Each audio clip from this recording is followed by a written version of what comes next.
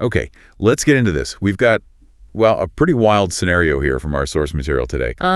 It's intense. Yeah, it's this massive, high-stakes virtual chase. You've got 50 players acting as police officers. 50? That's a lot. Exactly, 50.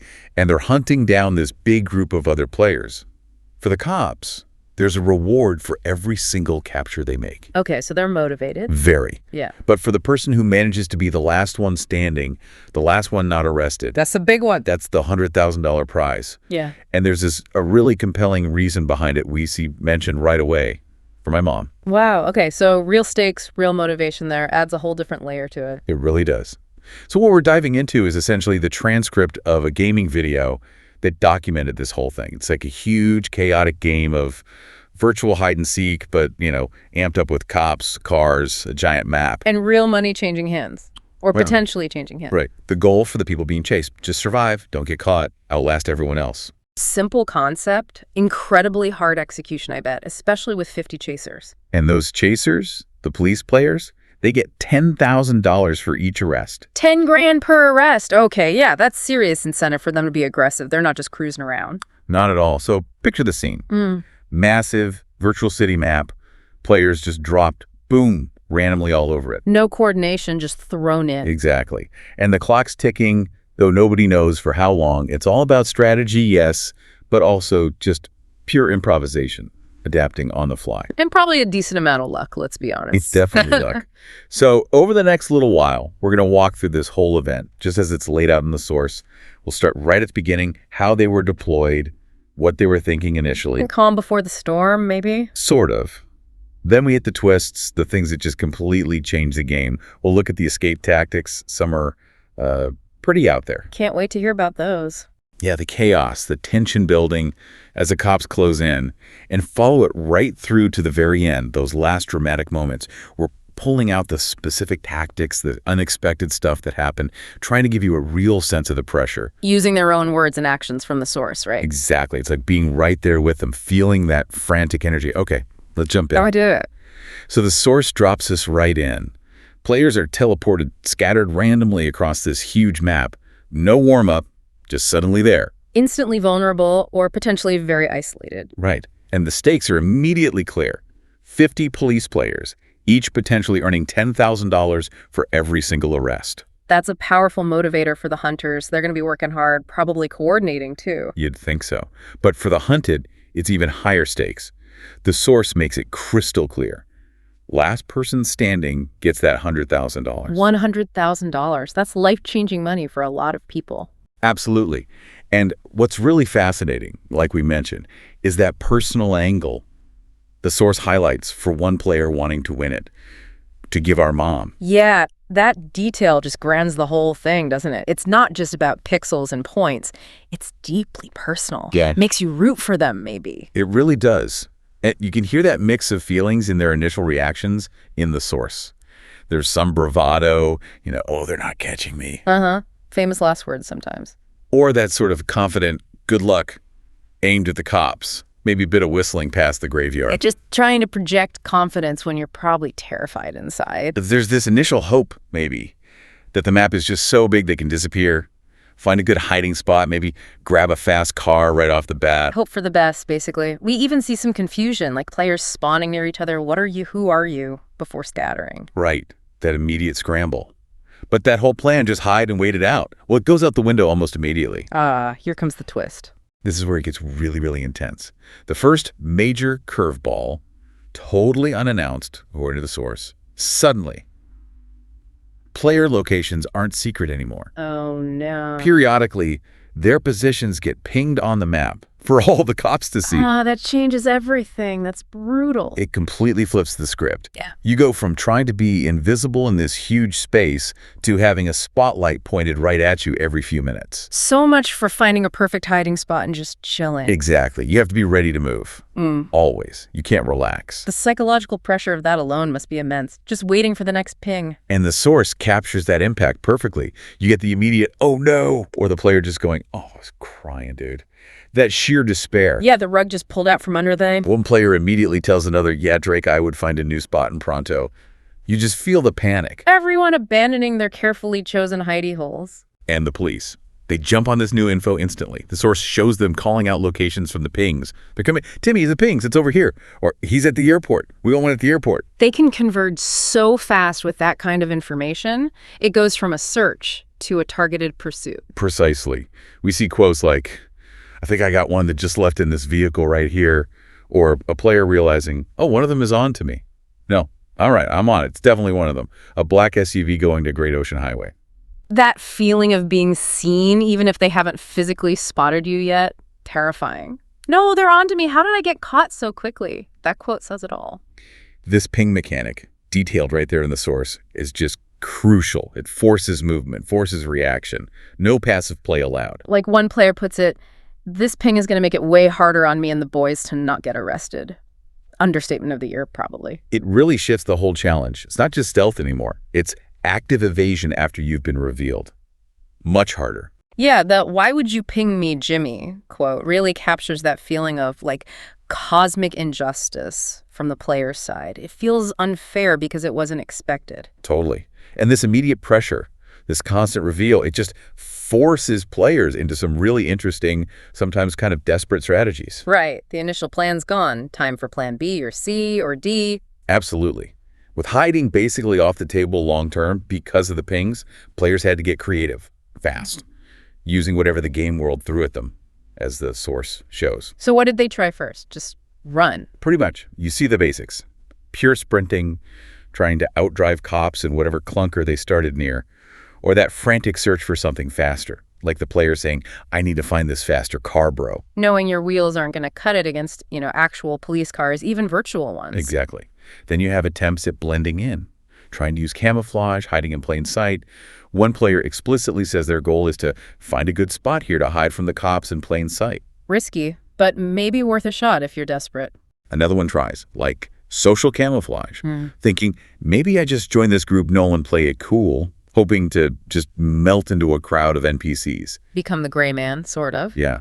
And then there's a player who goes full law-abiding citizen. We hear them saying they literally stopped at a red light like a normal citizen. Ha! That's brilliant in a way. Betting the cops are looking for frantic, rule-breaking behavior. It's a gamble. But the moments that really, jump out from the source are the more audacious vehicle strategies. Okay, yeah, tell me about those. This is where it gets fun. The absolute standout, probably the most ingenious, maybe craziest strategy described, is the player who decides to steal a cop car. Whoa. Okay, bold move. Very bold. The source captures their thinking. I'm going to steal this cop car. They won't suspect a thing.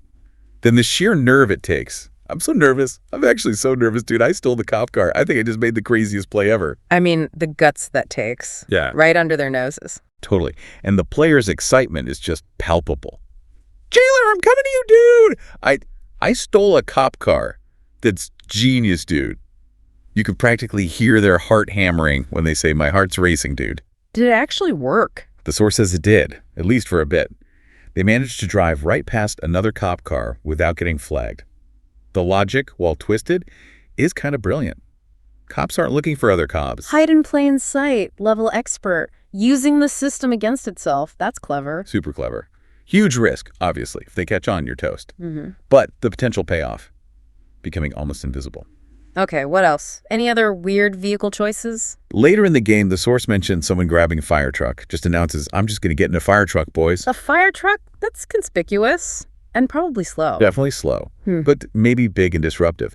They even mention using its features, like I'm spraying water, specifically spraying water on the cop. Huh. Okay, so less about stealth, more about just causing chaos or maybe blocking pursuit, annoyance tactic. Could be. Motorcycles also get a mention. Fast, nimble in traffic, but leave you really exposed. High risk, high reward, maybe. Seems like it ended badly for at least one person, though. Yeah. The source notes a capture of one on a motorcycle in Legion Square, leading another player to say, no more motorcycles. Suggests they decided the risk wasn't worth it. Yeah, makes sense. Too easy to get knocked off or shot at. So beyond vehicles, players were desperately using the environment itself. Buildings became key. Gotta get off street level. Right. Trying garages, go for garage, red garage, maybe to swap cars or just hide one. Going upstairs was common. Pinged somebody here, going to second floor, now go to the second floor, or going upstairs, trying to get vertical distance. Reach the roof. Exactly. Roofs were big. Yeah. For taking cover on the roof, or even movement.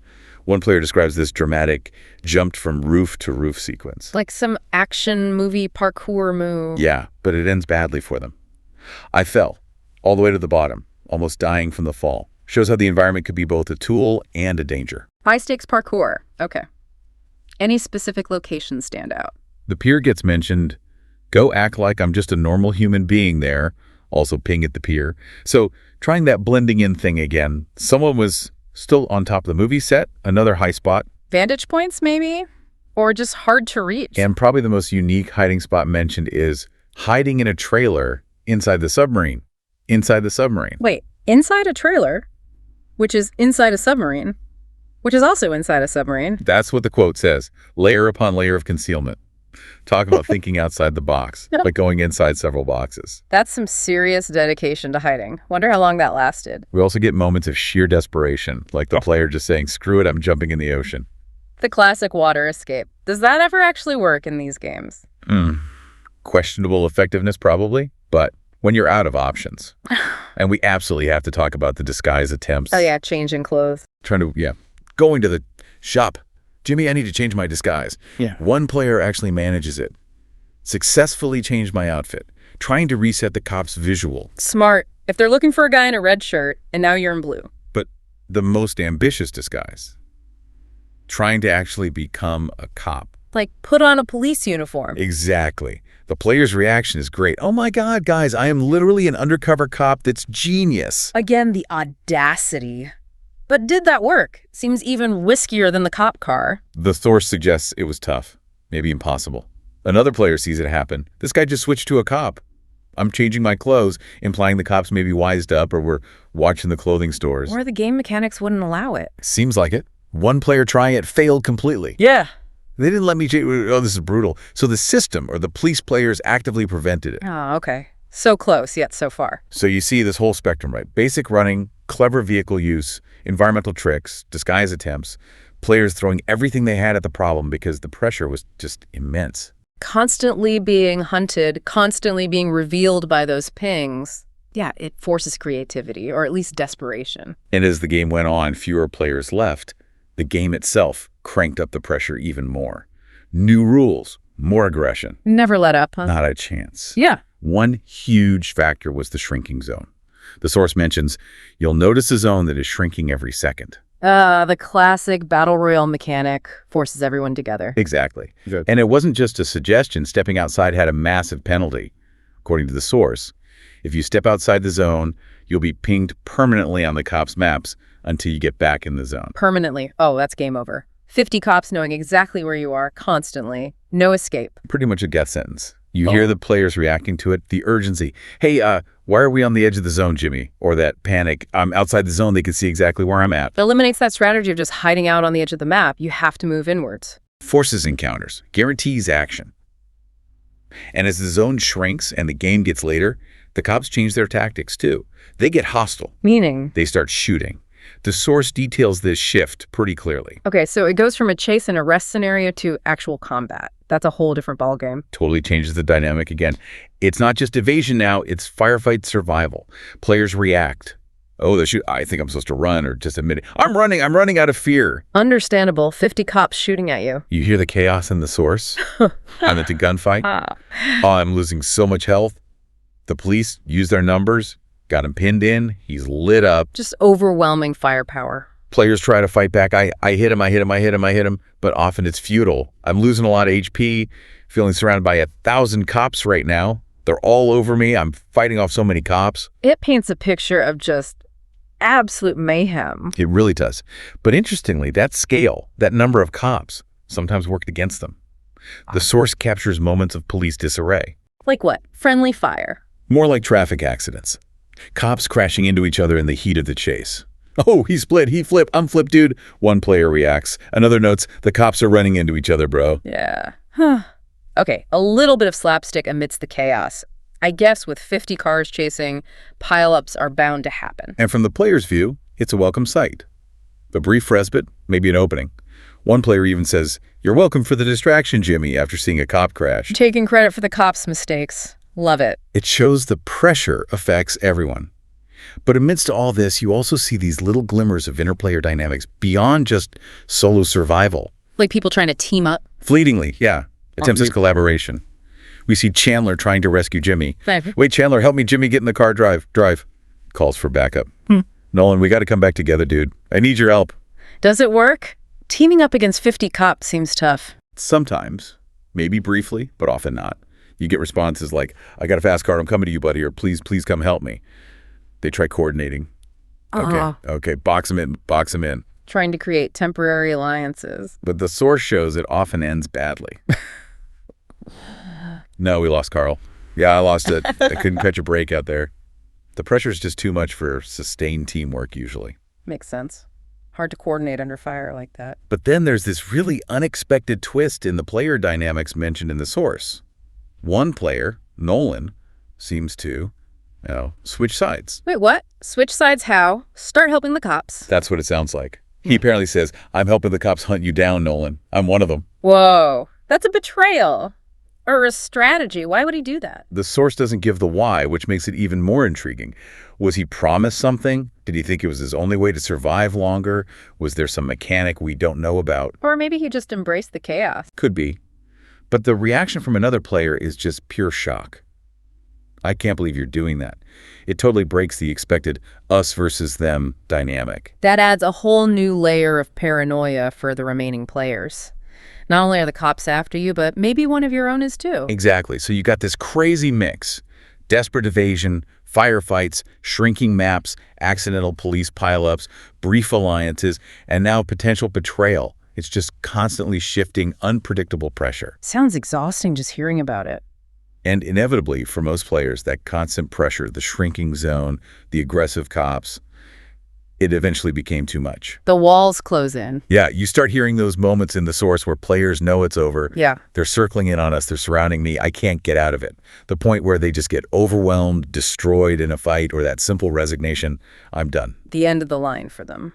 But before everyone gets caught, the source highlights some really incredible near misses.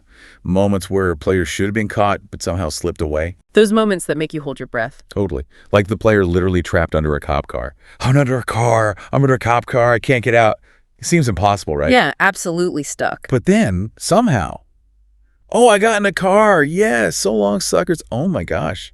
I don't know how I escaped that. It's just pure adrenaline and maybe a bit of luck. Wow. From totally pinned to driving away laughing. Incredible. I remember the player trying the rooftop parkour. Yeah, the one who fell. Right. They go from feeling like a beast jumping roof to roof to suddenly, I fell. I actually fell all the way to the bottom. I'm about to die. I'm about to die, Jimmy.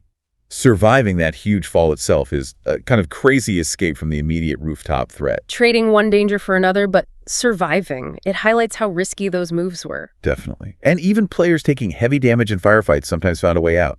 One player, amidst chaos, asks, how do I get out of here? Then sees a chance. All right. Oh my God, I think I might make an escape. Let's go, Jimmy. A moment of hope. Followed by success, but at a cost. I got away from the cops. Oh no, I'm losing a lot of HP. They escape the cops, but barely survive the encounter. Still counts. Every second counts in a last person standing game. Those near misses are crucial. Absolutely. And as the numbers dwindled from that huge starting group down to just the final few, the chase obviously got super focused. All eyes on the last remaining players. And according to the source, it eventually boiled down to just two. Nolan and Tariq. Nolan, the one who might have been helping the cops. Versus Tariq. That's how it seems to line up based on the quote. It's down to me and you, buddy. Is it me being Mullen Tariq versus Nolan? That sets up a really tense final showdown. The final two. All that chaos comes down to this. And the source gives us a glimpse of those last moments. Tariq is apparently still trying that blend-in strategy, even now. Saying, I'm just going to run, but then I'm just psyched at a red light. Still trying to act normal, even as the last one. That takes nerve. Or maybe just out of ideas. But the police force, now with only one or two targets left, finally closes the net. Nowhere left to run, basically. The source captures that final moment. The police confirm the capture. I got him. Go, go, go. And the player's reaction. I'm dead. He got me. Let's go. And with that arrest, it was over. The last player caught. Wow. So who won? Who's the very last one? With that final arrest made, the winner, the last person who avoided capture. Was it Tariq? or Nolan? According to the source material documenting this whole thing, the winner was Tariq. Tariq. Okay. So he managed to outlast Nolan and the entire police force. He did. Through all that chaos, the pings, the shrinking zone, the firefights, he was the last one standing. A mix of strategy, luck, adaptation, whatever it took. And he secured the prize, the $100,000. The source confirms it. He got the whole $100K. But like we talked about at the start, what really makes his win stand out in the source is that why. Right, the motivation for his mom. Exactly. It wasn't just about the money for himself. His goal, stated early and apparently fulfilled right at the end, was winning their mom $100,000. Yeah. You hear that focus in his words from the source. I'm going to win this for my mother. That's powerful stuff. And then after the win, the quote highlighted is him telling her, don't ask how, but I just won you $100,000. Huh. Don't ask how is probably good advice after witnessing all that chaos. Probably. But that personal connection, that selfless drive, it just adds so much weight to the whole narrative. Yeah. It makes the ending feel really significant beyond just a game win. It elevates it, makes it a human story set against this backdrop of virtual mayhem. Precisely. And the source notes his excitement, wanting to share the news right away, contacting his mom. It brings it all back to a very real, very human moment after this incredibly intense, almost surreal virtual experience. A really compelling end to a wild ride. Absolutely. So thinking back on this whole deep dive through the source, we saw the crazy start, 50 cops, huge stakes. Like immediate chaos. Then the game changing completely with those location pings, forcing everyone out of hiding. Constant pressure, constant movement. We saw that incredible range of tactics, basic running, hiding in plain sight, the audacious cop car and fire truck thefts. Using buildings, roofs, even submarines, and the disguise attempts. Right. Then the escalation, the shrinking zone, the shooting starting, the police getting more aggressive. More chaos, crashes, moments of collaboration, even that weird betrayal element. And those heart-stopping near misses, the impossible escapes that somehow happened. Leading to that final showdown between Tariq and Nolan. And culminating in Tariq's win, clinching that $100,000, all driven by wanting to help his mom. It's quite a journey documented there. It really is. Looking back at all of it, the strategies, the pressure, the outcome, what stands out most to you thinking about it now?